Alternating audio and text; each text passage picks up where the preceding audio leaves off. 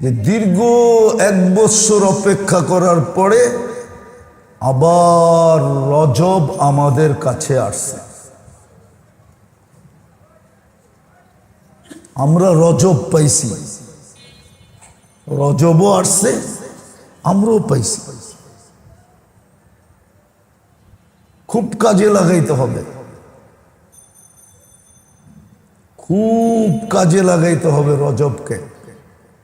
রজব জিনিসটা কি আবে এটা বোঝেন। আল্লাহর রসুলকে জিজ্ঞাসা করছে রজব কি জিনিস? আল্লাহর রসুল বলছে আইয়াতা রাজ্জাবা খাইরুন কাসীর। তুমি যদি সারা জীবনের মঙ্গল, সারা জীবনের বরকত যদি জমা করতে চাও, তো এই জমা করার জন্য এই মাসটা হলো নির্ধারিত। এই মাসটা হলো নির্ধারিত। খায়রে কাসীর যদি তুমি জমা করতে চাও, অফুরন্ত বরকত যদি তুমি জমা করতে চাও। আজকে মেরে দোস্ত কথা সত্য, কিন্তু আমাদের জীবনে বরকত নাই। রজব আসছে সুযোগ নিয়া, আল্লাহ আমাকে কাছে করে দিয়েছে, আমি পায়া গেছি যদি মূল্যায়ন করি। আর মূল্যায়নের দ্বারা আমি সারা জিন্দেগির বরকত এবং সারা জীবনের খায়ের 1 মাসে জমা করে নিতে পারি। এই জন্য 3-4টা কাজ করতে হবে। পারবেন? যদি পারেন তাহলে বলি, না পারলে খামাখা বলে লাভটা কি?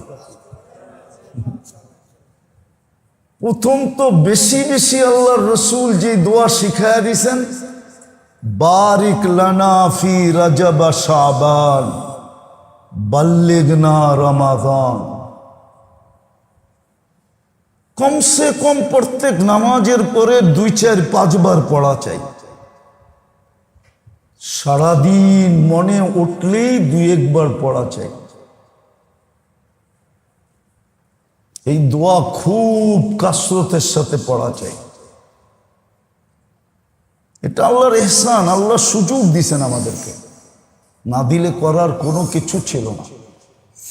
আল্লাহর বিরুদ্ধে অভিযোগ চলে না, আর সুযোগও নাই। এত ইহসান করতেছে আর করছে আর করবে, যেটার তুলনায় আপনি আর আমি বিন্দুও করতে পারতেছি না, বিন্দুও করি না। বিদা আল্লাহর উপরে ক্লেম করা যাবে না। এই জন্য সবচেয়ে বেশি এই দোয়াটা আজকের থেকে পড়া, ঘরালাদেরকে পড়ানো, চোখের সামনে সব সময় টানায় রাখা, যেটা দেখলেই মনে পড়ে। অনেক সময় দেখলে মনে পড়ে, নাইলে মনে পড়ে না, নাইলে মনে শয়তান ভুলে দেয়। এই জন্য খুব মনে রাখা, খুব দোয়া পড়া, আর নেক আমলের মাত্রা বাড়ায় দেওয়া। কেননা এই মাসে নেক আমল রমজানের সমান তো হবে না, কিন্তু কমও হবে না, কিন্তু কমও হবে না। শাবানের সমান তো হবে না, কিন্তু কমও হবে না। আমল খুব বাড়তে থাকবে। আল্লাহর রসুল হুকুম দিছেন রোজা রাখো। একদিনের রোজা 1 মাসের রোজার সমান, একদিনের রোজা 1 বছরের রোজার সমান। আর রাত্র বড়, দিনও ছোট। সেহরি খায়া ইফতার করলে মনে হয় যে নাস্তা করে দুপুরে খাইতে বললাম। দিন এরম ছোট, ঠিক না?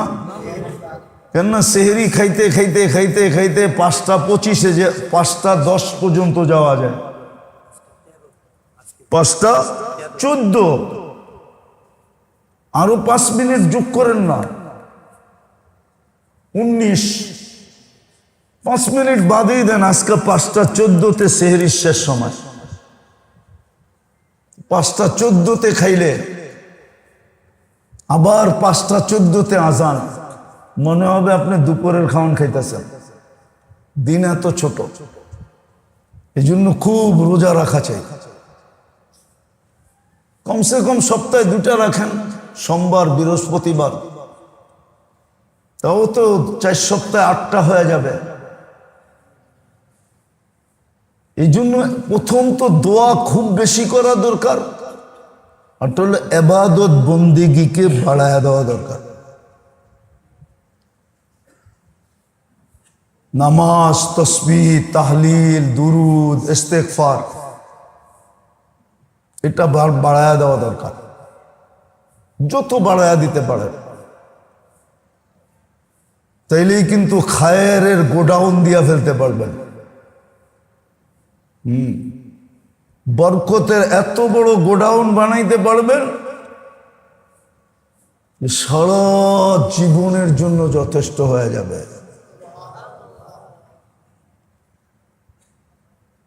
তৃতীয় হইল, যত কিছু না কিছু খারাপ অভ্যাস মানুষের ভিতরে থাকেই, থাকে না?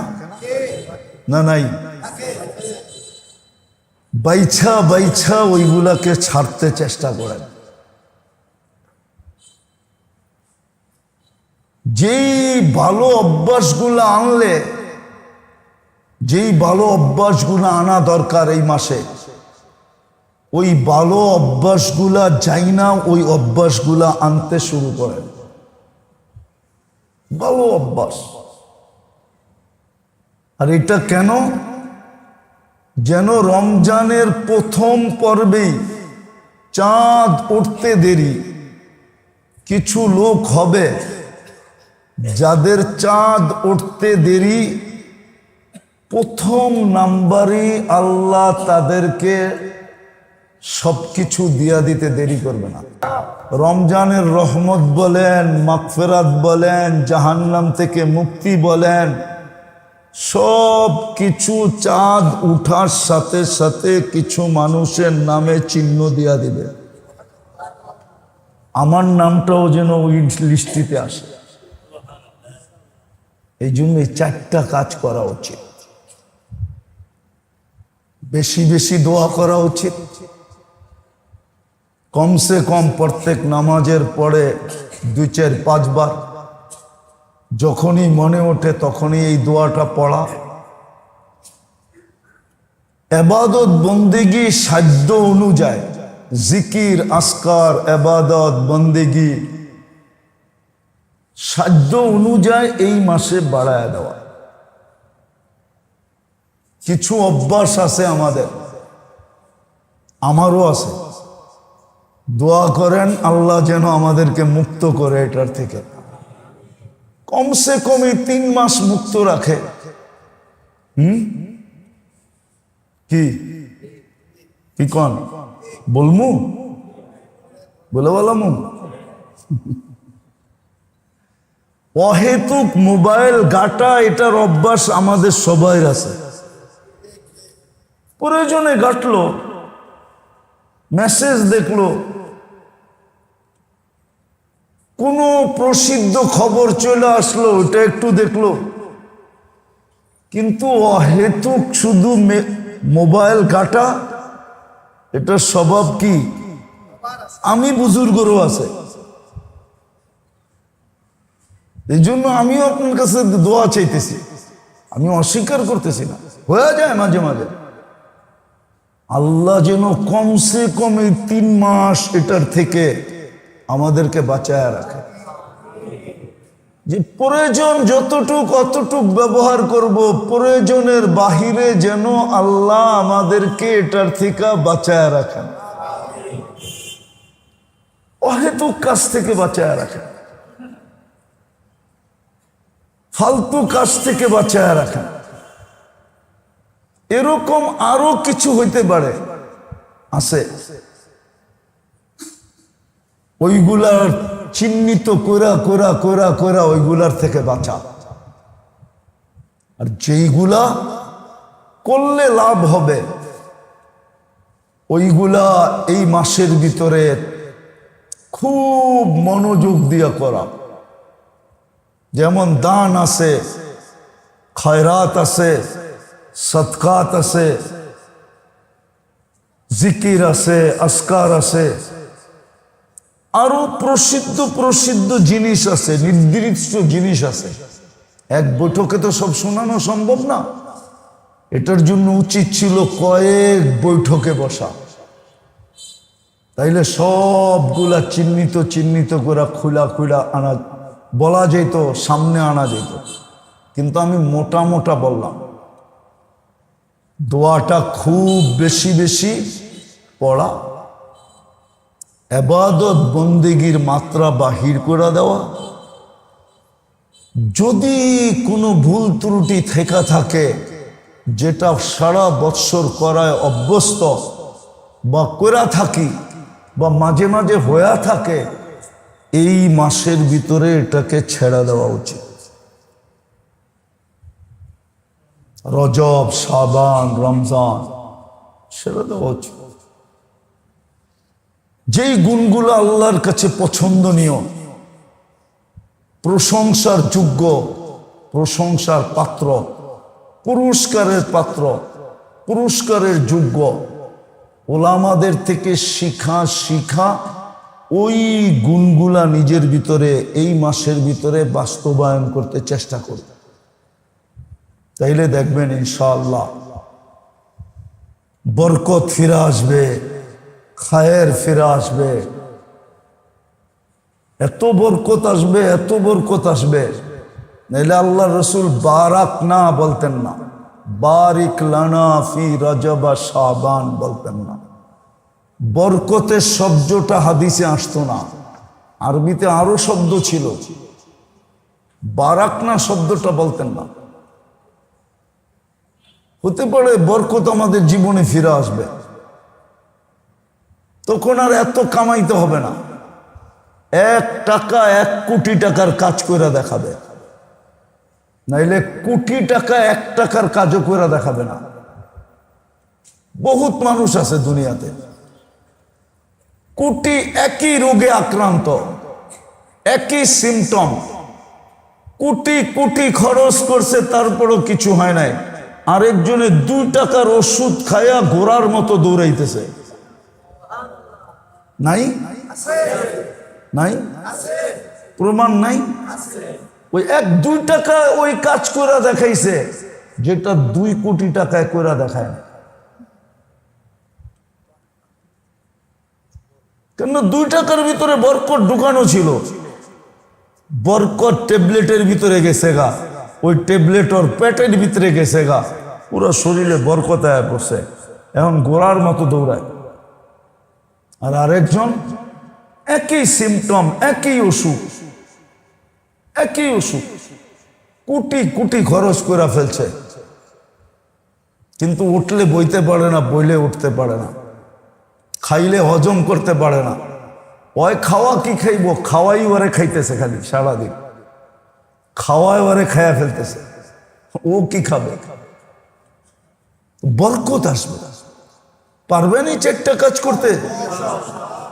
মনে থাকবে? সুযোগ কিন্তু হাতছাড়া না করে, বড় পস্তাইতে হবে।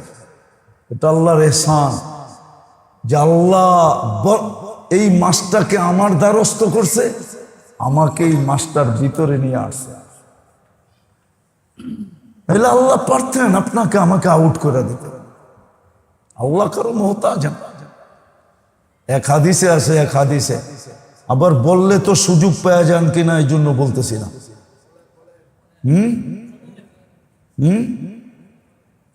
আবার বৈধ মনে করেন না, বৈধ মনে করে আজকের থেকে লাভ দিয়া ছুটে যায় না।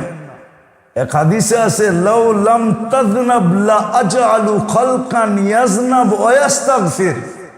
আল্লাহ বলে তোমরা যদি গুনাহ না করো তো এক জাতি বানাবো, ওরা গুনাহ করবে আর ইস্তেগফার করবে। কেননা মানুষ গুনাহ না করলে ইস্তেগফার করতে চায় না। তো গুনাহই তো করি না, মাপচামুখি, ঠিক না? আল্লাহর সুযোগ এটা, আল্লাহ আমাদের মুহতাজ না। কোরআনে বইলা দিছে আপনি ভাবছেন মুসলমানের ঘরে জন্ম দিয়েছেন দিকে আল্লাহ ঠেকা গেছে? আপনি ভাবছেন উম্মতে মুহাম্মদী বানাইছে দিকে আল্লাহ ঠেকা গেছে? আল্লাহ বলে ইয়াস্তাবদিল কওমান গায়রাকুম। চোখ দিয়া দেখোস না 600 কোটি রিজার্ভে রাখছি। 600 কোটি কাফের যেটাকে বলতেছেন আপনি, ওটা রিজার্ভে রাখা, রিজার্ভ। বাংলাদেশের সৈনিক, ঘোষিত সৈনিকের সংখ্যার থেকে রিজার্ভ সৈনিকের সংখ্যা অনেক বেশি, যেটা কোনো দেশ সার্কুলেশন দেয় না। কোনো দেশ এটার তথ্য দেয় না যে রিজার্ভ সৈন্য কত। না, মনে হয় বোঝেন না। কোন দেশ এটার ঘোষণা দেয় না, শুধু রানিং সৈন্যটা দেয়, রিজার্ভেরটা দেয় না। আল্লাহ বলে রিজার্ভে 600 কোটি রেখা দিছি, 600 কোটি কাপের রিজার্ভে রেখা দিছি। বেশি তেরি করবি ইস্তাবদিল কওমান গায়রাকুম, তো করে লাল কার্ড দেখায় দিয়া বের করে দেব। ইস্তাবদিল কওমান গায়রাকুম ফালা ইয়াকুনু আমসালাকুম, তোদের মতো নিমক হারাম হবে না, অকৃতজ্ঞ হবে না, কপাল পোড়া হবে না, হতবাগা হবে না। নতুন যেটি নিয়ে আসবো, রিজার্ভে রেখা দিছি 600 কোটি। দুনিয়া ওদেরকে কাফের বলে, আমি ওদেরকে রিজার্ভ বলি। কাফের স্বীকার করি, কিন্তু ওগুলো রিজার্ভে রাখা। আমাদের অবস্থা বেশি খারাপ দেখলে চেঞ্জ করে দিবে, লাল কার্ড দেখায় দিবে, যা বেরো। আল্লাহর কিচ্ছু হবে না। আল্লাহ বলে দিছে ফালা ইয়াকুনু আমসালাকুম, তোমাদের মতো হবে না। এই জন্য সুযোগ আমাদের কাছে আসছে, আমাদেরকেও সুযোগের কাছে নিয়ে গেছে, নিয়ে আসছেন। এই 4 ভাবে রজব মাসটাকে কাজে লাগাই। গড়ালাদেরকেও বলি, বাচ্চা কাচ্চাকেও বলি, হতে পারে হারানো বরকত আবার ফিরে আসবে। সকলের কাছে দোয়ার দরখাস্ত, আল্লাহ আমাদের সকল শ্রোতাকে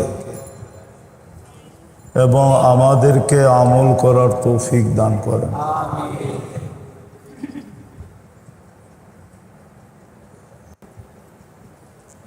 আল্লাহর তো জবাবদেহি করতে হয় না, আল্লাহর থেকে জবাবদেহি নিবে তো নিবে কে? আল্লাহ তো আল্লাহ। কিন্তু তারপরও আল্লাহর ইহসান। অনেক জিনিস এরকম আছে যুক্তিতে আসে না,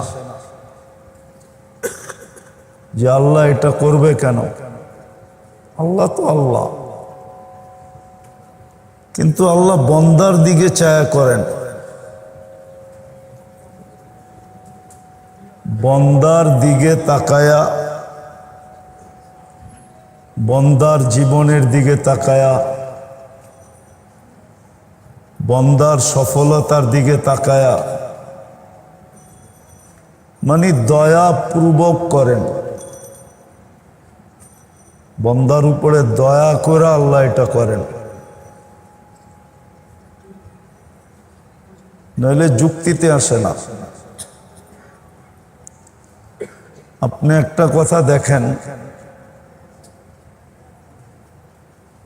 যারা একটুই নিজেদেরকে উন্নত ভাবে বা উন্নত হয়, টাকার দিক দিয়া, পয়সার দিক দিয়া, পদস্থের দিক দিয়া, ক্ষমতা সমতার দিক দিয়া, ওরা কিন্তু সাধারণ পরিবেশে থাকে না। থাকে? আরে সাধারণ পরিবেশে ওরা থাকে?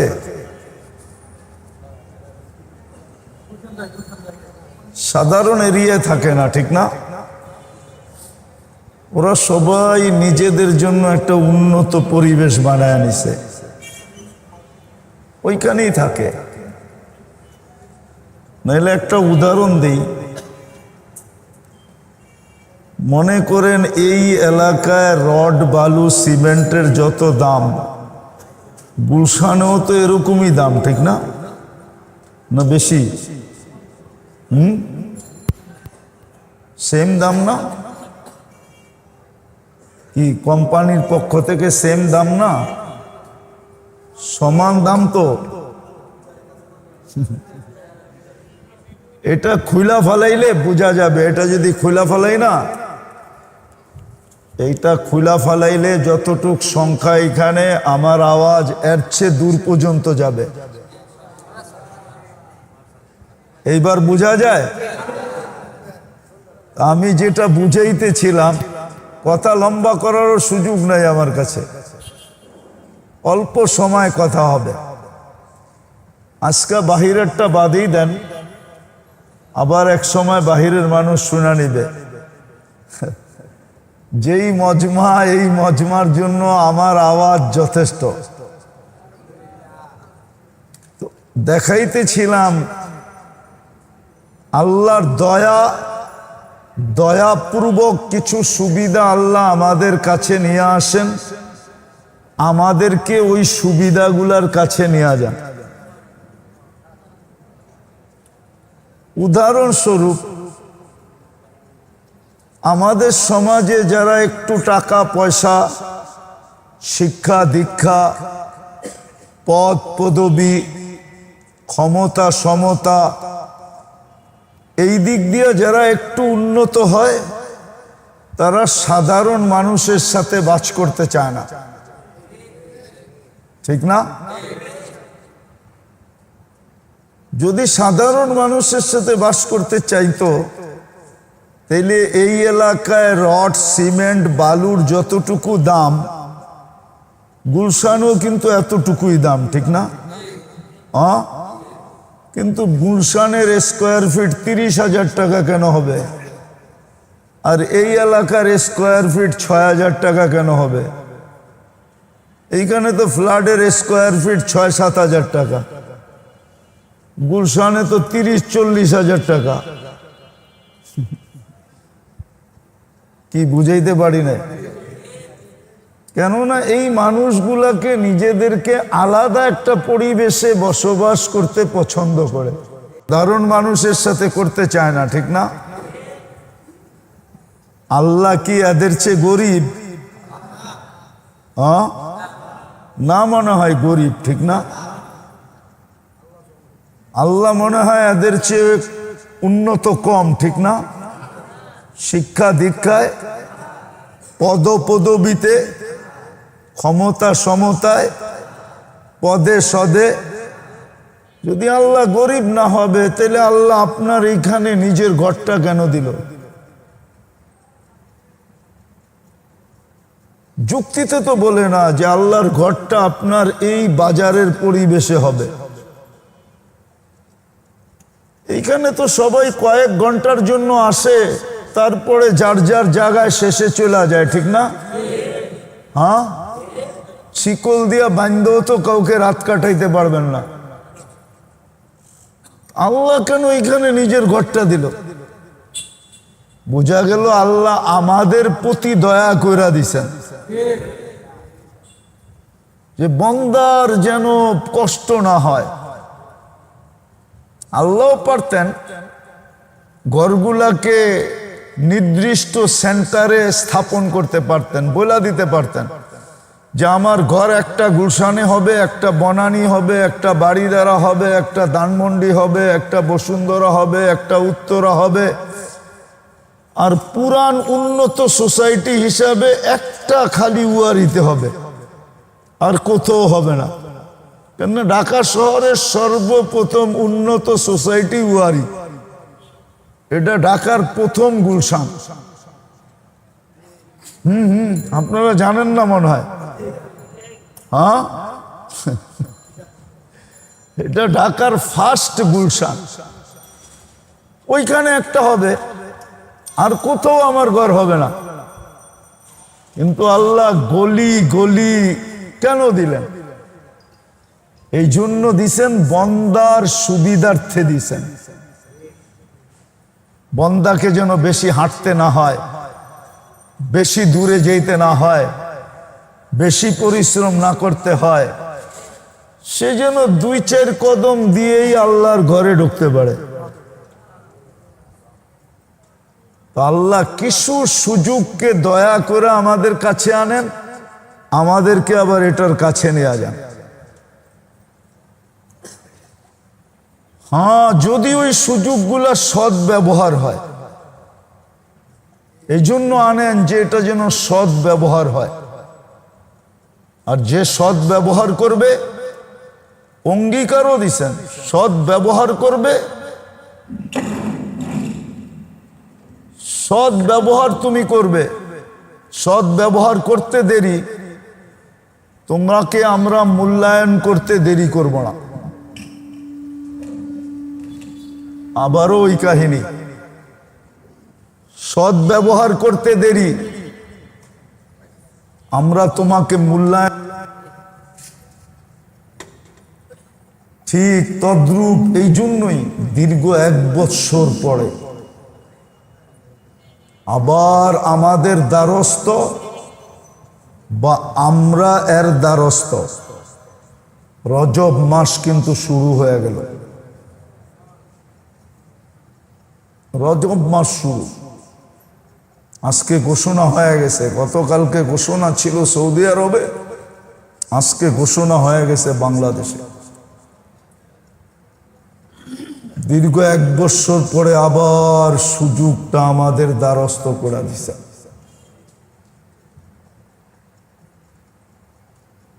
হ্যাঁ, যদি আমি এটাকে মূল্যায়ন করি, নইলে কিন্তু আফসোসের কারণ হবে। সুযোগগুলা সৎ ব্যবহার না হইলে আফসোসের কারণ হয়, তখন আফসোস করতে হয়। আর ওই সময়ের আফসোস কোনো কাজে দিবে না।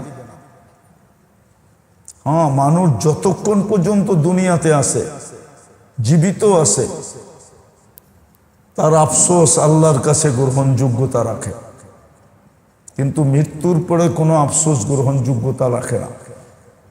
এই জন্য আল্লাহ রসুল বুঝাইতে চেষ্টা করছেন। 2টা হাদিস 2 দিকে রাখলে একটু বোঝা যাবে যে আজকে এতটুকু আল্লাহ গ্রহণযোগ্যতা দিতে প্রস্তুত। মাছির মাথা পরিমাণ পানীয় যদি আল্লাহর ভয়ে চোখের কোণায় উদিত হয় নির্জনে, তাইলে জাহান্নামের আগুন বুঝানোর জন্য যথেষ্ট। কিন্তু 7 সমুদ্র কেন? 7 সমুদ্রকে যদি কুঠিবারও রূপান্তরিত করা হয় আর এতগুলা পানি ঢালা হয়, তো দোজগের একটা কয়লাও নিবাইতে পারবে না। দোজগ নিবানো তো দূরের কথা। আল্লাহ রসুল আরেকটা হাদিস বলছে, দোজগে কাঁদবে মানুষ, কাঁদতে কাঁদতে কাঁদতে কাঁদতে চোখের পানি ঝরতে ঝরতে এই গালের ভিতরে এতটুকু গর্ত হবে যে দুনিয়ার যত বড় শিপ মনে চায় চালাইতে পারবে, এতটুকু গভীর হবে। আলবে বলবেন এতটুকু গালে এরকম গভীর হবে কেমনে, কিভাবে সম্ভব? না না, জাহান্নামীর চেহারা এতটুকু থাকবে না। উপরের মাড়িটাই তো হবে 160 কিলোমিটার, নিচের মাড়িটা হবে 160 কিলোমিটার। যেই মুখে ফিট হবে, মুখটা কিরকম হবে? ওই মুখটা যেই চেহারায় ফিট হবে, ওই চেহারাটা কিরকম হবে? কেমন হবে বিদঘুটে? একজন জাহান্নামীর বসতে জায়গা লাগবে 470 কিলোমিটার। দেহটা কিরকম বড় হবে? মোটা মানুষের গায়ে শীতও বেশি লাগে, গরমও বেশি লাগে, এটাই নিয়ম। যত মোটা হয় তত বেশি শীতও লাগে, গরমও লাগে। হ্যাঁ হ্যাঁ হ্যাঁ। তো বিদায় এত কাঁদবে, তারপরও আল্লাহ তাকায় দেখবে। আজকে কিন্তু মাছির মাথা পরিমাণ উদিত করতে পারলেই দোজগ নিভা যাবে। তো যেটা বুঝাইতেছিলাম, সুযোগ তো আসলো,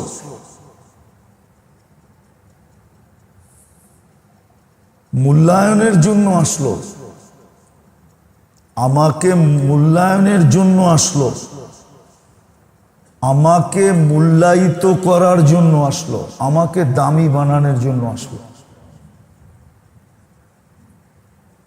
কিন্তু শর্ত হইলো আমাকে মূল্যায়ন করতে হবে, নাইলে কিন্তু এই সুযোগটাই আমার বিরুদ্ধে চলে যাবে। যেটা আমার পক্ষে ছিল ওটা আমার বিরুদ্ধে চলে যাবে। এটাকেই আল্লাহ প্রমাণ হিসাবে আমার সামনে দাঁড়া করাবে।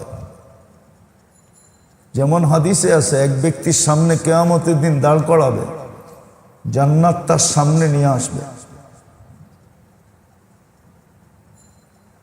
সে জিজ্ঞাসা করবে, আল্লাহ এটা কার? ছিল তো তোমারই। বলে তাইলে দেন। বলে না, তোমার আর হলো না। বলবে কেন? বলবে আমি তোমার কাছে খাইতে চাইছিলাম, তুমি আমাকে খাওয়াও না। যদি খাওয়াইতে তাইলে এটা তোমার হতো। সে বলবে আপনি আবার কখন খাইতে চাইলেন? আল্লাহ পুরা চিত্র তার সামনে কুদরতি প্রজেক্টরে নিয়ে আসবে। সে সচক্ষে দেখবে, হ্যাঁ একজন আসছে আমার কাছে, আল্লাহর নামে 1 লোকমা 2 মুঠ ভাত চাইছে, 2 মুঠ। বলছে আল্লাহর নামে 2 মুঠ বাদ দেন, কিন্তু সে 2 মুঠ তো দূরের কথা, গার ধাক্কা দিয়া বাহির করে দিছে। আল্লাহ বলে, একে খাওয়াইলি আমাকে খাওয়ানো হতো, আর আজকে এই বাড়িটা তোমার হতো। আবার আরেকজনকে আনবে, তাকেও দেখাবে। সে জিজ্ঞাসা করবে এটা কার? বলে ছিল তো তোমার। বলে তাইলে দিয়া দেন। বলে না, দেওয়া গেল না। বলবে কেন? বলে আমি তোমার কাছে কাপড় পরতে চাইছিলাম, তুমি আমাকে পড়াও নাই। বলবে আল্লাহ এটা কি করে সম্ভব? আপনি পড়তে চাইছেন আর আমি পড়াই নাই। আল্লাহ ওর সামনেও প্রজেক্টরে আনবে। ভিক্ষুক আল্লাহর নামে চাইছিল আমাকে একটা পুরান কাপড় দেন, দিবে তো দূরের কথা, গার ধাক্কা দিয়ে বাহির করে দিছে। আল্লাহ বলে ওকে পড়াইলি আমাকে পড়ানো হতো। একটা কথা মনে রাখেন, গরিবরে যা দেন না, আপনি এটা মনে করে দিয়েন আপনি আল্লাহকে দিতেছেন, গরিবকে দিতেছেন। কসম খোদা, এটা মনে রাখেন, কোন প্রয়োজনওয়ালা ব্যক্তিকে, কোন গরিবকে যদি কিছু দেন, কোন প্রয়োজনওয়ালা ব্যক্তির প্রয়োজন যদি আপনি মিটান, আপনার দ্বারা যদি মিটানো হয় বা আপনি যদি মিটাইতে পারেন, তাহলে আপনি মনে মনে ভাইবেন আমি আল্লাহর প্রয়োজন মিটাইলাম। আমি গরিবকে দিলাম না, আল্লাহকে দিলাম। কাকে দিলাম? আল্লাহকে দিলাম। এটাই মনে রাখেন, এটা মনের ভিতরে গাঁথেন, তাইলে ভিতরে উৎসাহ পয়দা হবে। গরিবকে দেওয়ার উৎসাহ দিলের ভিতরে পয়দা হবে।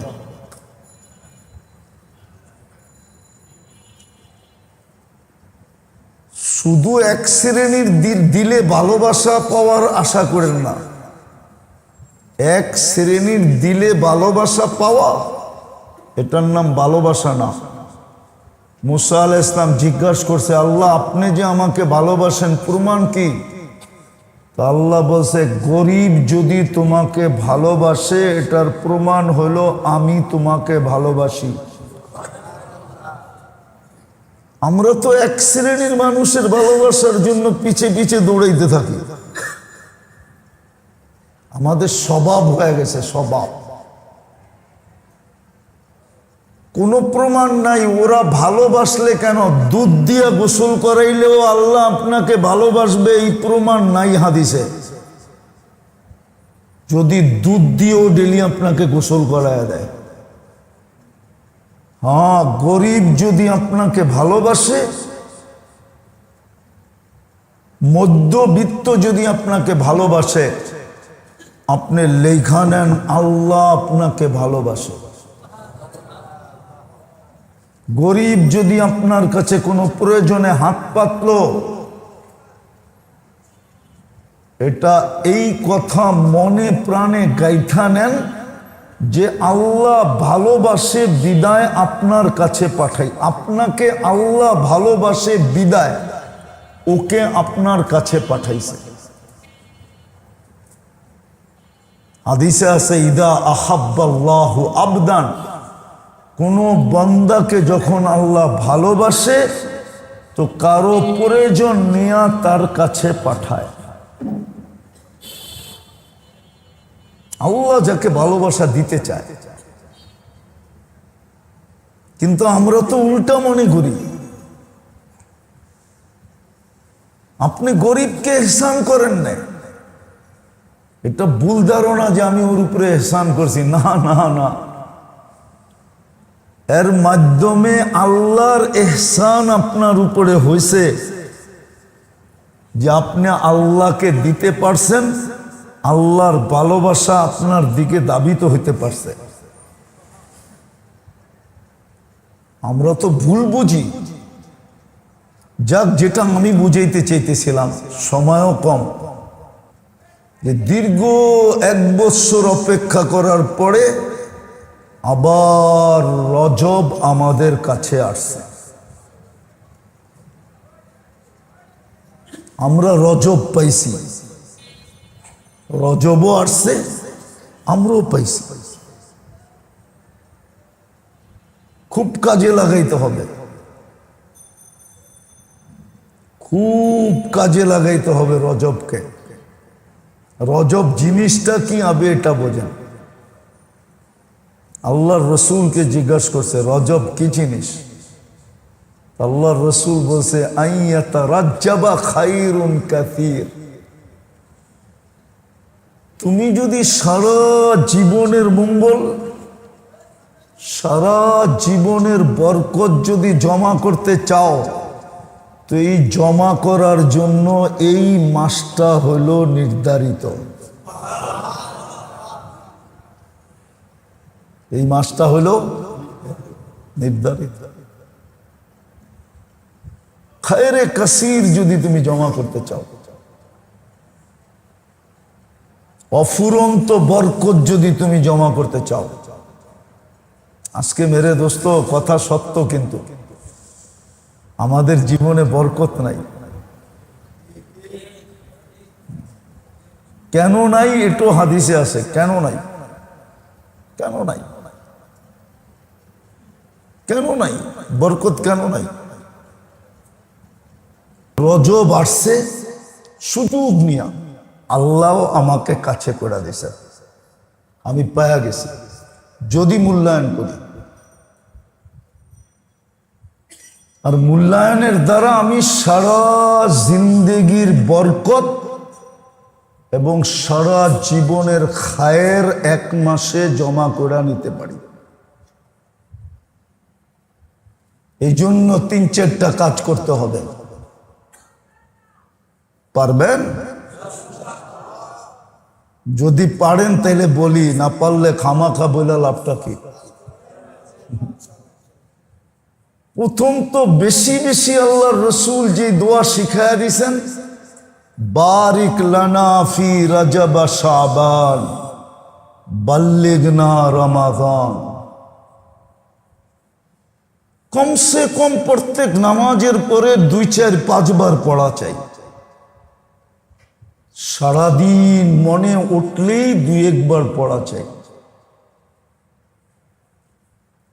এই দোয়া খুব কাসরতের সাথে পড়া চাই। এটা আল্লাহর ইহসান, আল্লাহ সুযোগ দিছেন আমাদেরকে। না দিলে করার কোনো কিছু ছিল না। আল্লাহর বিরুদ্ধে অভিযোগ চলে না, আর সুযোগও নাই। এত ইহসান করতেছে আর করছে আর করবে, যেটার তুলনায় আপনি আর আমি বিন্দুও করতে পারতেছি না, বিন্দুও করি না। বেদা আল্লাহর উপরে ক্লেম করা যাবে না।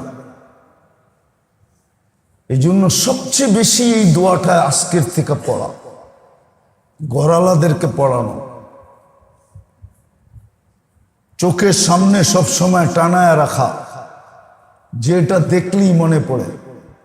অনেক সময় দেখলে মনে পড়ে, নাইলে মনে পড়ে না, নাইলে মনে শয়তান ভুলে দেয়। এই জন্য খুব মনে রাখা, খুব দোয়া পড়া, আর নেক আমলের মাত্রা বাড়ায় দেওয়া। কেননা এই মাসে নেক আমল রমজানের সমান তো হবে না, কিন্তু কমও হবে না, কিন্তু কমও হবে না। শাবানের সমান তো হবে না, কিন্তু কমও হবে না। আমল খুব বাড়তে থাকবে। আল্লাহর রসুল হুকুম দিছেন রোজা রাখো। একদিনের রোজা 1 মাসের রোজার সমান, একদিনের রোজা 1 বৎসরের রোজার সমান। আর রাত্র বড়, দিনও ছোট। সেহরি খাজা ইফতার করলে মনে হয় যে নাস্তা করে দুপুরে খাইতে বললাম। দিন এরম ছোট, ঠিক না? কেননা সেহরি খাইতে খাইতে খাইতে খাইতে 5টা 25-এ যে 5টা 10 পর্যন্ত যাওয়া যায়, 5টা 14। আরো 5 মিনিট যোগ করেন না, 19। 5 মিনিট বাদেই দেন, আজকে 5টা 14-তে সেহরির শেষ সময়। 5টা 14-তে খাইলে আবার 5টা 14-তে আজান, মনে হবে আপনি দুপুরের খাওয়ান খাইতেছেন। দিন এত ছোট, এই জন্য খুব রোজা রাখা চাই। কমসে কম সপ্তাহে 2টা রাখেন, সোমবার বৃহস্পতিবার। তাও তো 4 সপ্তাহে 8টা হয়ে যাবে। এই জন্য প্রথম তো দোয়া খুব বেশি করা দরকার, আর তো হলো ইবাদত বন্দেগীকে বাড়ায় দেওয়া দরকার। নামাজ, তসবিহ, তাহলিল, দুরুদ, ইস্তেগফার, এটা বাড়ায় দেওয়া দরকার। যত বাড়ায় দিতে পারে, তাইলেই কিন্তু খায়েরের গোডাউন দিয়া ফেলতে পারবেন। বরকতের এত বড় গোডাউন বানাইতে পারবেন, সারা জীবনের জন্য যথেষ্ট হয়ে যাবে।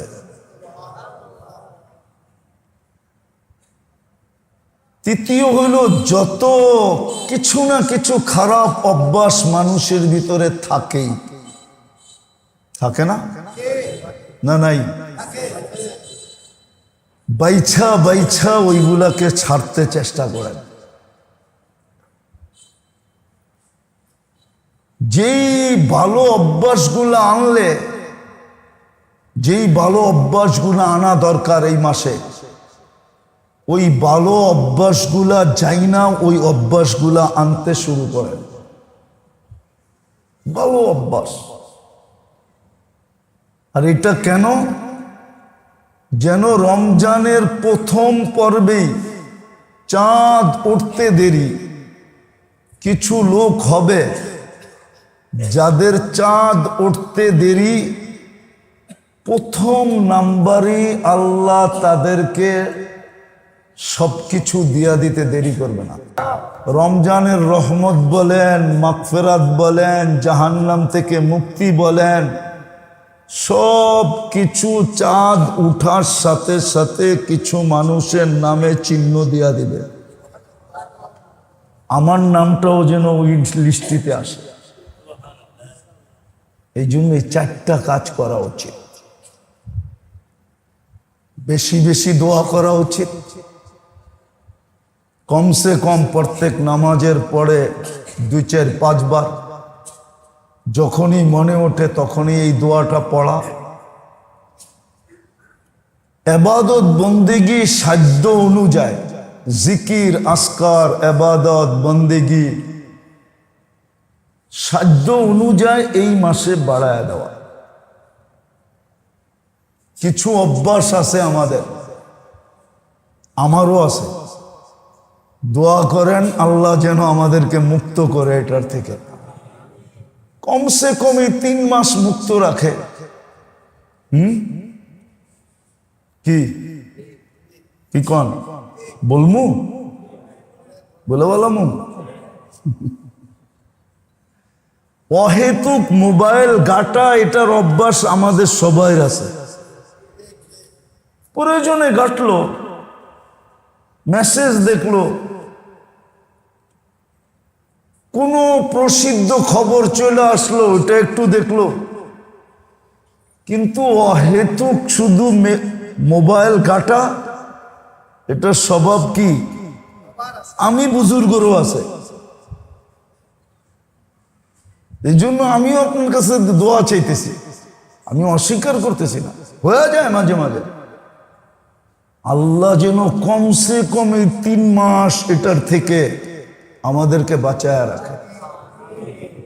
যে প্রয়োজন যতটুক অতটুক ব্যবহার করব, প্রয়োজনের বাহিরে যেন আল্লাহ আমাদেরকে এটার থেকে বাঁচায় রাখেন, অহেতুক কাজ থেকে বাঁচায় রাখেন, ফালতু কাজ থেকে বাঁচায় রাখেন। এরকম আরো কিছু হইতে পারে, আছে, ওইগুলার চিহ্নিত কইরা কইরা কইরা কইরা ওইগুলার থেকে বাঁচা। আর যেইগুলা করলে লাভ হবে ওইগুলা এই মাসের ভিতরে খুব মনোযোগ দিয়ে করা। যেমন দান আছে, খয়রাত আছে, সদকাত আছে, জিকির আছে, আসকার আছে, আরো প্রসিদ্ধ প্রসিদ্ধ জিনিস আছে, নির্দিষ্ট জিনিস আছে। এক বৈঠকে তো সব শোনানো সম্ভব না, এটার জন্য উচিত ছিল কয়েক বৈঠকে বসা, তাইলে সবগুলা চিহ্নিত চিহ্নিত করে খুলা খুলা আনা বলা যেত, সামনে আনা যেত। কিন্তু আমি মোটা মোটা বললাম, দোয়াটা খুব বেশি বেশি পড়া, ইবাদত বন্দেগীর মাত্রা বাহির করে দেওয়া। যদি কোনো ভুল ত্রুটি থেকে থাকে যেটা সারা বৎসর করায় অভ্যস্ত বা করা থাকি বা মাঝে মাঝে হয়ে থাকে, এই মাসের ভিতরে এটাকে ছেড়ে দেওয়া উচিত। রজব, শাবান, রমজান ছেড়ে দেওয়া উচিত। যেই গুণগুলো আল্লাহর কাছে পছন্দনীয়, প্রশংসার যোগ্য, প্রশংসার পাত্র, পুরস্কারের পাত্র, পুরস্কারের যোগ্য, ওলামাদের থেকে শিখা ওই গুণগুলা নিজের ভিতরে এই মাসের ভিতরে বাস্তবায়ন করতে চেষ্টা করবে। তাইলে দেখবেন ইনশাআল্লাহ বরকত ফিরে আসবে, খায়ের ফিরে আসবে, এত বরকত আসবে, এত বরকত আসবে। নাইলে আল্লাহ রসুল বারাক না বলতেন না, বারিক লানা ফি রজব শাবান বলতেন না। বরকতের শব্দটা হাদিসে আসতো না, আরবিতে আরো শব্দ ছিল, বারাক না শব্দটা বলতেন না। হতে পারে বরকত আমাদের জীবনে ফিরে আসবে, তখন আর এত কামাইতে হবে না। 1 টাকা 1 কোটি টাকার কাজ করে দেখাবে, নাইলে কোটি টাকা 1 টাকার কাজও করে দেখাবে না। বহুত মানুষ আছে দুনিয়াতে, কোটি একই রোগে আক্রান্ত, একই সিমটম, কোটি কোটি খরচ করছে তারপরও কিছু হয় নাই। আরেকজনে 2 টাকার ওষুধ খায়া ঘোড়ার মতো দৌড়াইতেছে। নাই নাই প্রমাণ নাই? ওই 1-2 টাকা ওই কাজ করে দেখাইছে, যেটা 2 কোটি টাকায় করে দেখায় না। কেন? 2 টাকার ভিতরে বরকত ঢুকানো ছিল। বরকত ট্যাবলেটের ভিতরে গেছে গা, ওই ট্যাবলেট ওর পেটের ভিতরে গেছে গা, পুরো শরীরে বরকত আয়া পড়ছে, এখন ঘোড়ার মতো দৌড়ায়। আর আরেকজন একই সিমটম, একই অসুখ, কোটি কোটি খরচ করে ফেলছে, কিন্তু উঠলে বইতে পারে না, বইলে উঠতে পারে না, খাইলে হজম করতে পারে না। ওই খাওয়া কি খাইব, খাওয়াই ওরে খাইতেছে, খালি সারাদিন খাওয়াই ওরে খায়া ফেলতেছে। ও কি খাবে? বরকত আসবে। পারবেন এই 4টা কাজ করতে? মনে থাকবে? সুযোগ কিন্তু হাতছাড়া না করে, বড় পস্তাইতে হবে। এটা আল্লাহর এহসান যে আল্লাহ এই মাসটাকে আমার দ্বারস্থ করছে, আমাকে এই মাসটার ভিতরে নিয়ে আসছে। এলে আল্লাহ পারতেন আপনাকে আমাকে আউট করে দিতে। আল্লাহ কারো মোহতাজ না। এক হাদিসে আছে, এক হাদিসে আবার বললে তো সুযোগ পাওয়া যান কিনা এই জন্য বলতেছি না।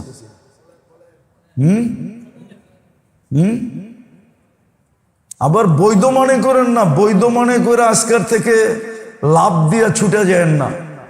এক হাদিসে আছে, লাউ লাম তাযনাব লা আজআলু খালকান ইয়াজনাব ওয়া ইস্তাগফির। আল্লাহ বলে তোমরা যদি গুনাহ না করো তো এক জাতি বানাবো, ওরা গুনাহ করবে আর ইস্তেগফার করবে। কেননা মানুষ গুনাহ না করলে ইস্তেগফার করতে চায় না। তো গুনাই তো করি নাই, মাপচামুখি, ঠিক না?